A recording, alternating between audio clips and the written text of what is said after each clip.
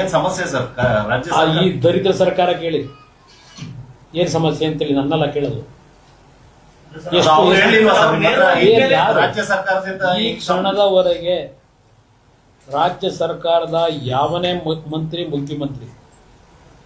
ನನ್ನ ಮುಂದೆ ಬಂದು ಯಾವುದೇ ಪ್ರಸ್ತಾವನೆಯನ್ನು ಅವರು ತಂದಿಲ್ಲ. ಮಾಧ್ಯಮಗಳಲ್ಲಿ ಮಂಡ್ಯ ಜಿಲ್ಲೆನಲ್ಲಿ ಬರ್ತಕ್ಕಂಥ ಪ್ರತಿಕ್ರಿಯೆ ನೋಡಿದ್ದೇನೆ ಹೊರತುಪಡಿಸಿ ನೇರವಾಗಿ ನನ್ನ ಹತ್ರ ಯಾರೂ ಬಂದು ಚರ್ಚೆ ಮಾಡಿಲ್ಲ.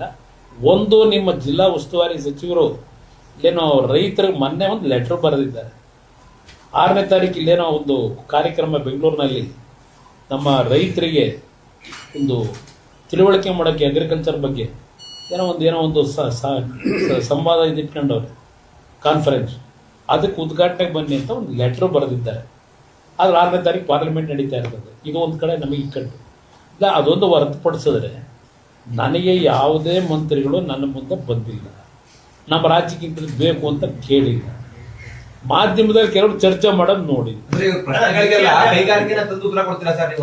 ಮಾಡೋಣ, ಕಾಲ ಉತ್ತರ ಕೊಡುತ್ತದಕ್ಕೆ ನನಗೇನು ಆ ಥರ ಇಲ್ಲ. ಕಾಲ ಉತ್ತರ ಕೊಡುತ್ತೆ, ಇನ್ನೂ 3 ವರ್ಷ ಇದೆ. ಅಲ್ಲ, ನೀವು ಹೇಳಿದ್ರಲ್ಲ sir, semi conductor company America ಮೂಲದ ಸಂಪರ್ಕ ಮಾಡಕ್ ಪ್ರಯತ್ನ ಪಡ್ತಾ ಇದೀವಿ. ಯಾರು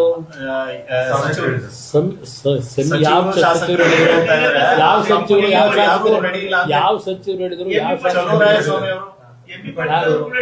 ಎಂ.ಬಿ. ಪಾಟೀಲ್ ಹೇಳಿರೋದು ನೇರವಾಗಿ ಅವರು ಸಂಪರ್ಕ ಮಾಡಲಿ ಅಂತ.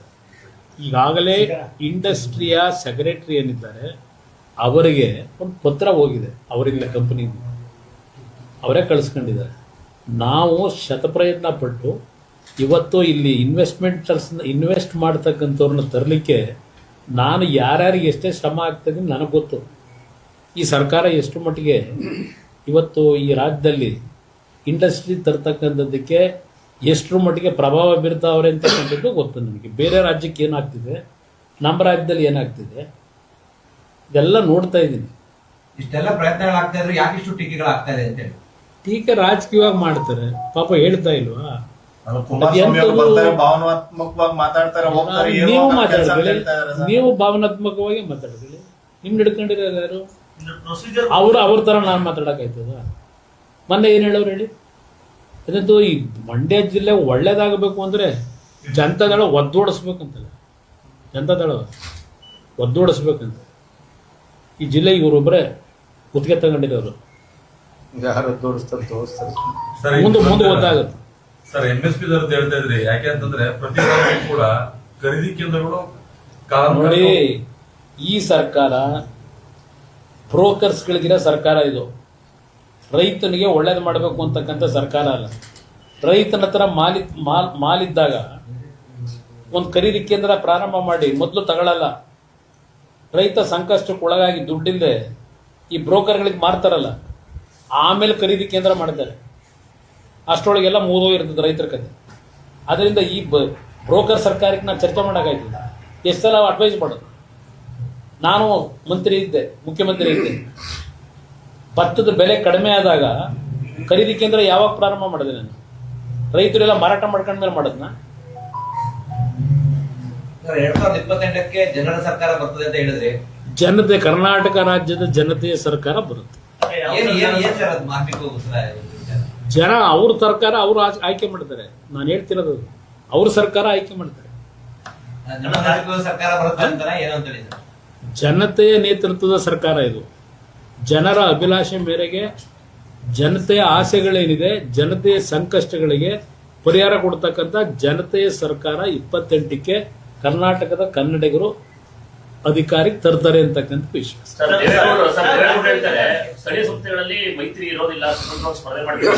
ವೈಯಕ್ತಿಕವಾಗಿ ಹೇಳಿದ್ದಾರೆ. ಈಗ ಹಿಂದೆ ಮಹಾರಾಷ್ಟ್ರದಲ್ಲಿ ಈಗ ಮೊನ್ನೆ ಚುನಾವಣೆ ಆಯಿತು. ಉಪಮುಖ್ಯಮಂತ್ರಿಗಳು ಅಲ್ಲಿರ್ತಕ್ಕಂಥವ್ರು ಅವರವರದೇ ಆದ ರೀತಿಯಲ್ಲಿ ಸ್ಥಳೀಯ ಚುನಾವಣೆ ನಡೆಸಿರೋದು ನೋಡಿದ್ವಿ. ಅಂತ ಒಂದು ವಾತಾವರಣ ಇವತ್ತೇನು ಸ್ಥಳೀಯವಾಗಿ ನೋಡ್ತಾ ಇದ್ದೀವಿ ಬೇರೆ ರಾಜ್ಯದಲ್ಲಿ, ಅದರ ಹಿನ್ನೆಲೆಯಲ್ಲಿ ಹೇಳ್ಕೊಂಡಿರ್ಬೋದು. ಆದರೆ ನಾವು JDS ಮತ್ತು BJP ಮೈತ್ರಿ ಮುಖಾಂತರವೇ ಇಂಥ ಒಂದು ಕೆಟ್ಟ ಭ್ರಷ್ಟ ಸರ್ಕಾರ ಕಿತ್ತಾಗಬೇಕು ಅಂತಕ್ಕಂಥ ದೃಷ್ಟಿಯಿಂದ ಇವತ್ತು ಜನತೆಯ ನಿರೀಕ್ಷೆ, ಅಪೇಕ್ಷೆ ಏನಿದೆ ಆ ಹಿನ್ನೆಲೆಯಲ್ಲಿ ಏನು ತೀರ್ಮಾನ ಮಾಡ್ಬೇಕು ಮಾಡಿ. ಕಾರ್ಯಕರ್ತರಲ್ಲಿ ಈಗ ನ್ಯಾಚುರಲ್ ಅದು. ಕಾರ್ಯಕರ್ತರಲ್ಲಿ ಈಗ ಸ್ಥಳೀಯ ಸಂಸ್ಥೆಗಳಲ್ಲಿ ಕಾಂಪಿಟೇಷನ್ ಇದೆ, ಎಲ್ಲ ಪಕ್ಷದಲ್ಲೂ ಇರುತ್ತೆ. ಆ ಹಿನ್ನೆಲೆಯಲ್ಲಿ ಅವರವ್ರ ವೈಯಕ್ತಿಕವಾದಂಥ ಒಂದು ಸ್ಥಾನಮಾನಗಳಿಗೋಸ್ಕರ ಚರ್ಚೆ ಆಗ್ತದೆ.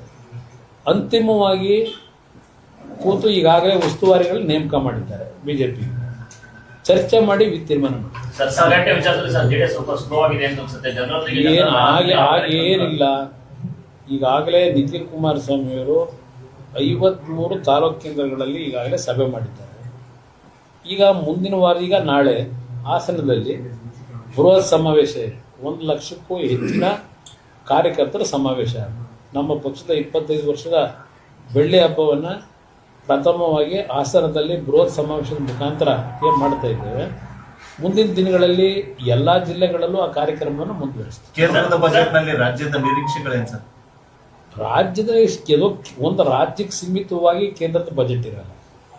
ಇಡೀ ದೇಶದ ಅಭಿವೃದ್ಧಿಗೆ ಪೂರಕವಾದಂಥ ರೀತಿಯಲ್ಲಿ ಕಾರ್ಯಕ್ರಮಗಳನ್ನು ಘೋಷಣೆ ಮಾಡ್ತಾರೆ ಬಜೆಟ್. ನೋಡೋಣ ಏನೇನು ಕೊಡ್ತಾರೆ. ಸರ್, ರಾಜ್ಯ ಮರಳುವಂತ ಸುಳಿವು ಕೊಟ್ಟಿದ್ದೀರಾ ಸರ್? ಯಾವ ಜಿಲ್ಲೆಯಿಂದ ಸ್ಪರ್ಧೆ ಮಾಡ್ತಾರೆ? ನನಗೆ ಕರ್ನಾಟಕವೇ ನನ್ನ ಒಂದು ಪರಿಮಿತಿ. ಅದರ ಹಿಂದೆ ಬರುತ್ತೆ. ಅದೆಲ್ಲ ನೀವು ಮಾಧ್ಯಮದಲ್ಲಿ ಊಹಾಪೋಹದಲ್ಲಿ ಏನು ಬರೀತಾ ಇದ್ದೀರಿ, ಅದು ಯಾವುದು ವಾಸ್ತವಾಂಶ ಇಲ್ಲ. ನಿಖಿಲ್ ಕುಮಾರಸ್ವಾಮಿ ಅವರ ಭಾವನೆ ಇರೋದು, ಮೊದಲು ಈ ಪಕ್ಷದ ಒಂದು ಶಕ್ತಿಯನ್ನ, ಸಂಘಟನೆಯನ್ನ ಬೆಳೆಸಬೇಕು. ನನ್ನ ವೈಯಕ್ತಿಕವಾದ ಸ್ಥಾನಮಾನಗಳಿಂದ ಈ ಪಕ್ಷಕ್ಕೆ ಒಂದು ಶಕ್ತಿ ತುಂಬಬೇಕು ಅಂತಕ್ಕಂಥ ದೃಷ್ಟಿ ಇಡೀ ರಾಜ್ಯದಲ್ಲಿ ಏನು ಪ್ರವಾಸ ಮಾಡ್ತಾ ಇದ್ದಾರೆ. ಅವರು ಯಾವುದೇ ಕ್ಷೇತ್ರದ ಬಗ್ಗೆ ಆಸಕ್ತಿ ಇನ್ನೂ ಹೊಂದಿಲ್ಲ. ಆ ಸಮಯ ಬಂದಾಗ ಚುನಾವಣೆ ಇನ್ನೂ 2 ವರ್ಷ ಇದೆ, ನೋಡಿ. ಅಲ್ಲ ಸರ್, ನೀವು ರಾಮನಗರದಲ್ಲಿ ನನಗೆ ಜನ ಎಲ್ಲ ಅಪೇಕ್ಷೆ. ಈಗ ನನಗೆ ಊಹೆ ಇರಲಿಲ್ಲ ಮಂಡ್ಯದಲ್ಲಿ ನಾನು ಲೋಕಸಭೆಗೆ ನಿಲ್ತೀನಿ, ಪುಟ್ಟರಾಜಣ್ಣ ನಿಲ್ಲಿಸಬೇಕು ಅಂತ ಇತ್ತು. ಅವತ್ತು ಅನಿವಾರ್ಯಂತ ಪರಿಸ್ಥಿತಿಯಲ್ಲಿ ಕಾರ್ಯಕರ್ತರುಗಳು ಪುಟ್ಟರಾಜಣ್ಣನು ಸೇರಿದಾಗೇನೆ, ಇಲ್ಲ ಈ ಟೈಮ್ ನೀನು ನಿಲ್ಲಬೇಕು ಅಂದ್ರೆ ನಿಲ್ತೀನಿ. ನನಗೆ ಗೊತ್ತಿರಲಿಲ್ಲ ನಾನು ಪಾರ್ಲಿಮೆಂಟಿಗೆ ನಿಲ್ತೀನಿ ಅಂತ, ನನಗೆ ಗೊತ್ತಿರಲಿಲ್ಲ ಕೇಂದ್ರದಲ್ಲಿ ಮಂತ್ರಿ ಆಯ್ತೀನಿ ಅಂತ. ಪಾಪ ನಮ್ಮ ಹಳೆ ಸ್ನೇಹಿತರುಗಳೆಲ್ಲ ಮೂಲೋಯ್ತು JDS ಅಂತ. ಈಗಿರೋದೇ ಅವ್ರಿಗೆ ಯೋಚನೆ JDS, ಇನ್ಯಾವ ಪಕ್ಷದ ಮೇಲೂ ಅವ್ರಿಗೆ ಯೋಚನೆ ಇಲ್ಲ.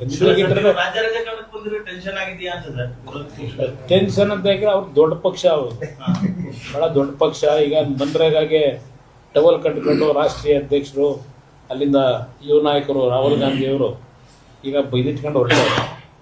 ನನಗೆ ಯೋಚನೆ ಆಗಿರೋದು ಪರ್ಮನೆಂಟ್ ಆಗಿ ದುನಿಗೋಲಿ ಕೆಲಸಕ್ಕೆ ಎಲ್ಲಿ ಹೋಗ್ಬಿಡ್ತಾರೋ ಅಂತ ನನಗೆ ಭಯ.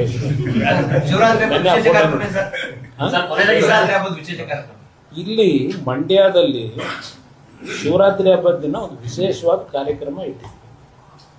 ಆ ಕಾರ್ಯಕ್ರಮದಲ್ಲಿ ನಾನು ಹಲವಾರು ತಿಂಗಳಿಂದ ನಮ್ಮ ವಿಕಲಚೇತನರೇನಿದ್ದಾರೆ ಆ ವಿಕಲಚೇತನರಿಗೆ ಟ್ರೈಸೈಕಲ್, ಎಲೆಕ್ಟ್ರಿಕ್ ಟ್ರೈಸೈಕಲ್ನ ವಾಹನಗಳನ್ನು ಕೊಡ್ತಕ್ಕಂಥದ್ದಕ್ಕೆ ಸುಮಾರು 400ರಿಂದ 450 ಅರ್ಜಿಗಳೇನಿದೆ ಅವರೆಲ್ಲರಿಗೂ ಕೊಡ್ತಕ್ಕಂಥ ಒಂದು ಕಾರ್ಯಕ್ರಮ ಇಟ್ಟಿದ್ದೀನಿ.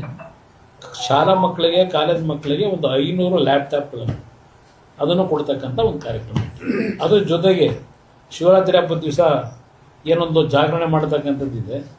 ಹಲವಾರು ರೀತಿಯ ಒಂದು ಕಾರ್ಯಕ್ರಮಗಳು ಏರ್ಪಾಡು ಮಾಡಿದ್ದೇವೆ. ನಾನು ಸಹ ಕಾರ್ಯಕ್ರಮದಲ್ಲಿ ಅವೆಲ್ಲ ನಾವು ಪಕ್ಷದ ಇರ್ತೀನಿ. ರಾತ್ರಿ ಸಭೆ ಕಾರ್ಯಕ್ರಮ ಮುಗಿಯೋವರೆಗೂ ಇರ್ತೀನಿ. ಸರ್, ದೇವೇಗೌಡರು ಹೇಳಿಕೆ ಆದ್ಮೇಲೆ ಸರ್ ಮಂಡ್ಯ ಜಿಲ್ಲಾ ಬಿಜೆಪಿ ನಾಯಕರು ನಾವು ಸ್ವತಂತ್ರವಾಗಿ ಸ್ಪರ್ಧೆ ಮಾಡ್ತೀವಿ ಚುನಾವಣೆ, ಅವರವ್ರ ಭಾವನೆ ಅವರು ವ್ಯಕ್ತಪಡಿಸಿದ್ದಾರೆ. ಅಂತಿಮ ತೀರ್ಮಾನ ರಾಜ್ಯ ಮಟ್ಟದಲ್ಲಿ ತೀರ್ಮಾನ. ಲೋಕಲ್ ಫೈಟ್ಸ್ ಮೈತ್ರಿ ಕಂಟಿನ್ಯೂ ಆಗುತ್ತೆ ಸರ್. ನೋಡಿ, ಏನು ಈಗ ನಾವು ಸಾಧ್ಯವಾದ ಮಟ್ಟಿಗೆ ಎಲ್ಲ ಕಡೆ ಮೈತ್ರಿಯ ಒಪ್ಪಂದದ ಮುಖಾಂತರ ಹೋಗ್ಬೇಕು ಅಂತಕ್ಕಂಥದ್ದು 2 ಕಡೆ ಇದೆ. ಅದಕ್ಕೆ ಡಿಸ್ಟರ್ಬ್ ಆಗದಾಗ ನೋಡ್ತೀವಿ. ಮಂಡ್ಯದ ಕೆಲವು ನಾಯಕರು ಕೈ ಬಿಟ್ಬಿಟ್ರು ನಮ್ನ ಅಂತ ಹೇಳ್ತಿದ್ದಾರೆ. ಯಾರು? ನಾರಾಯಣಗೌಡರು ಸೇರಿದಂತೆ ಯಾರ ಕೈ